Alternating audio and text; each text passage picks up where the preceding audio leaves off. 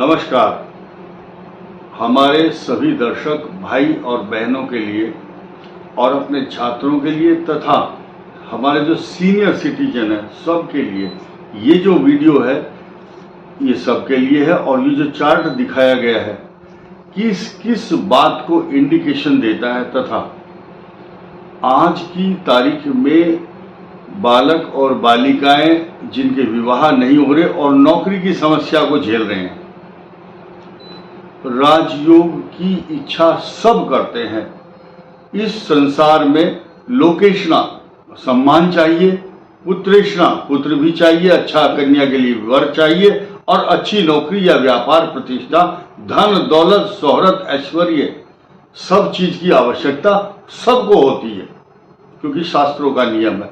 अब हम बात करने जा रहे हैं, ये चार्ट बनाया हुआ है, आपका लग्नेश और भाग्येश दो ग्रह तय करते हैं लाइफ में कि आपको बनना क्या है, आपके जीवन में होगा क्या। कौन सा ग्रह आपको मान सम्मान, नौकरी, पैसा, प्रॉपर्टी, जायदाद, तरक्की, मान सम्मान, विवाह, पैसा और संतान के साथ साथ लोकेशना, धनेशना, वित्तेशना, पुत्रेशना और सम्मान के साथ साथ ये वेदों में वर्णित है कि हर आदमी को इनकी आवश्यकता है। और आज के उस परिवेश में जब बहुत भीड़ है और रोजगार के अवसर भी नहीं है और जिज्ञासा सबके मन में है, महत्वाकांक्षा शब्द एक एम्बिशंस सबको होती है। तो आइए जानते हैं कि इस वीडियो में ये जो लग्न बनाया है, ये लग्न जो है मेष लग्न काल पुरुष के अनुसार बनाया गया है। काल पुरुष की कुंडली इस सृष्टि के अनुसार यह है।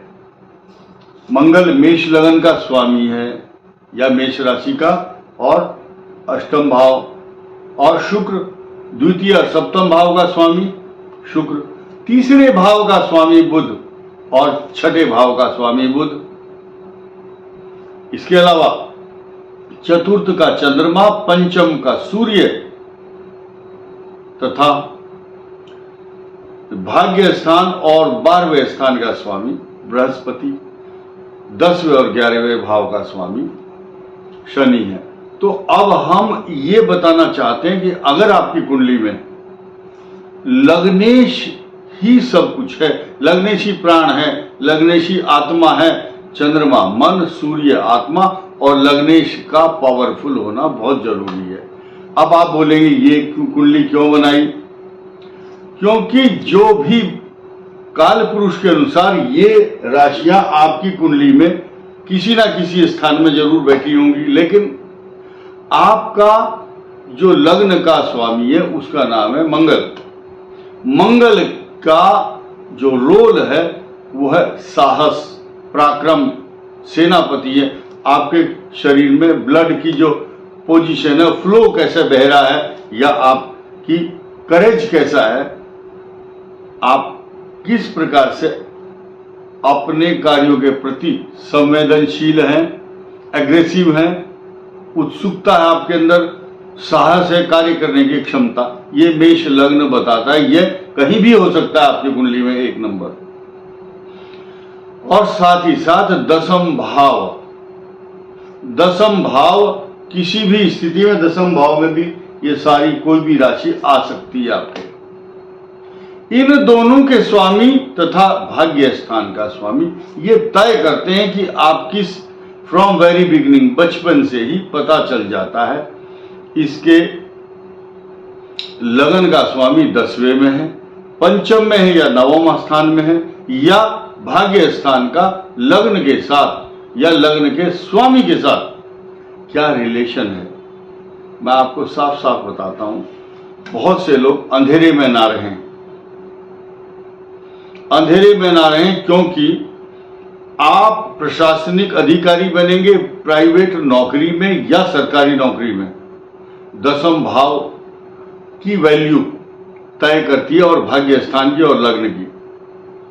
और ये तीनों ग्रह बृहस्पति, सूर्य और मंगल ये कारक हैं। मैंने कई सेना के अधिकारी, आईपीएस और आईएएस और जज बड़े बड़े जजों की कुंडली भी देखी है, और कई बार छठे और 8वें और 12वें स्थान पर या सेकंड हाउस में बैठे हुए बहुत सारे ग्रह।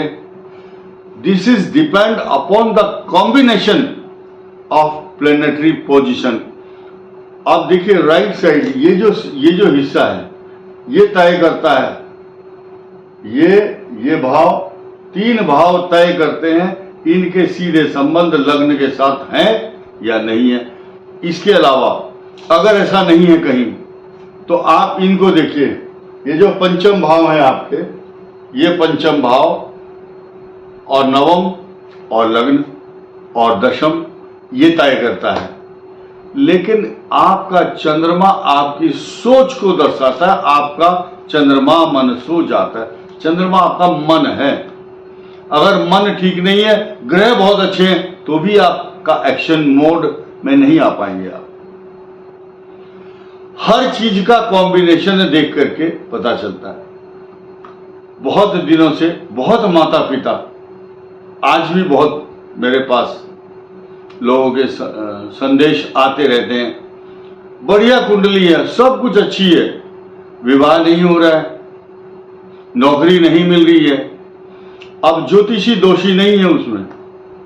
हम लोग ऐसा नहीं बोल सकते किसी को अप्रिय लगने वाला सत्य। कुछ लोग बोलते हैं आप हमें निगेटिव बात क्यों नहीं बताते। निगेटिव नहीं बतानी चाहिए, क्योंकि हम लोग आपको एनकरेज करेंगे, आप आगे बढ़ो, आपका काम होगा, आप प्रयास करते रहिए। तो अगर पहले से ही नकारात्मक भाव कि आपकी कुंडली तो ठीक नहीं, आपकी किस्मत ठीक नहीं, ये बोलना ठीक नहीं है, हतोत्साहित करना ठीक नहीं है। विषय बहुत लंबा हो जाएगा। अब हम बात करेंगे लग्नेश का मजबूत होना पंचम भाव में, नवम भाव, दशम भाव या एकादश भाव में बैठकर बल देखते हुए उसकी शक्ति और उसका बल, उसका मित्र भाव, इसका शत्रु भाव, सब चीज देखना वो अस्त है या नहीं है, मार्गी है या वक्री है, इस पोजीशन पर ध्यान देना भी आवश्यक है। तो सभी जो हमारे पढ़े लिखे दर्शक हैं, जिनको ज्योतिष का बेसिक ज्ञान है, ये वीडियो उनके लिए है। और उनके लिए नहीं है जिनकी समझ में ये बात लग्नेश, अष्टमेश, द्वादशेश, लाभेश, पंचमेश क्या होता है, वो कृपया इस वीडियो को ना देखें और अपना समय व्यर्थ ना गंवाएं, क्योंकि उनके वीडियो देखने से कंफ्यूजन होगा और फिर वो बाद में कमेंट करेंगे या फोन करेंगे कि हमें समझाओ। आज भी बहुत लोगों ने फोन किए, आप ऑनलाइन क्लास लेते हो क्या? हम किसी को ज्योतिष नहीं सिखा सकते, इतना समय भी नहीं है, इतनी उम्र भी नहीं बची है कि हम आप अपने घर के आसपास या पुस्तकों से कैसे भी सीखो। हर जगह सिखाने के तरीके विद्यालय उपलब्ध हैं, बहुत सारे यूट्यूब पे सिखाते हैं लोग। लेकिन काम की बात, हम लोग यही चाहते हैं कि आप अपने कुंडली को खुद देखें, अपना मार्ग स्वयं प्रशस्त करें। आप भाग्यशाली लोग हैं अगर इस वीडियो के माध्यम से आपको कुछ प्रेरणा मिलती है तो। अगर 1 या 2 आदमियों के पल्ले ये बात पड़ जाती है तो हमारा ये वीडियो बनाने का जो उद्देश्य है वो सफल हो जाएगा। तो आइए फिर जानते हैं कि लग्न, आपका कन्या लग्न भी हो सकता है, तुला भी, मकर लगन भी, कोई भी लग्न हो, यहाँ वही राशि आएगी। फिलहाल ये जो हमने लिखे हैं ये राशियों के स्वामी हैं, और ये इंडिकेट करता है, ये बताने का प्रयास किया हमने कि सूर्य इन्फ्लुएंस देता है और मंगल जो है आपको साहस, पराक्रम, धैर्य, हिम्मत देता है, और बृहस्पति बुद्धि का प्रतीक है।